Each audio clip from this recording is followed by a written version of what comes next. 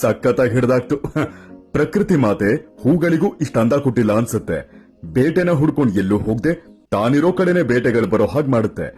Borrow ಹೂಗಳ ಮಧ್ಯೆ ಬಡ್ದು ಬಾಯಿಗೆ ಹಾಕೊಳ್ಳೋ ಇದು ಆರ್ಕಿಡ್ ಮ್ಯಾಂಟಿಸ್ ಅಂತ. ಇದರ ಆ ಚಂದುಳ್ಳ ಚಂದಕ್ಕೆ ಒಂದು ಕ್ಷಣ ಎಂಥವರಾದ್ರೂ ಯಾಮಾರ್ತಾರೆ. ಅದು ಇದು ಬಿಡ್ರಿ, ನಾವೇ ಯಾಮರಲ್ವಾ ಹೇಳಿ. ಹೀಗೆ ಹೂಗಳ ಮಧ್ಯೆ ಅವಕ್ಕೆ ಟಕ್ಕರ್ ಕೊಡೋ ಹಾಗೆ ಕೂತಿದ್ರೆ ಇನ್ನ ಯಕ್ಕಶ್ಚಿತ್ ಆ ಹುಡುಗಳು ಚಿಟ್ಟೆಗಳು ಮಕರಂದ ಹೀರೋಕೆ ಯಾವುದೇ ಬಂದ್ರು ಇದು ಕೊಡೋ ಆಕರ್ಷಣೆ ಮುಂದೆ ಬೇರೆ ಹೂಗಳೆಲ್ಲ ಟುಸ್ ಪಟಾಕಿನೆ. ಸಾರಿ ಹೂಗಳೇ, ಇದಕ್ಕೆ ಚೆನ್ನಾಗುತ್ತು.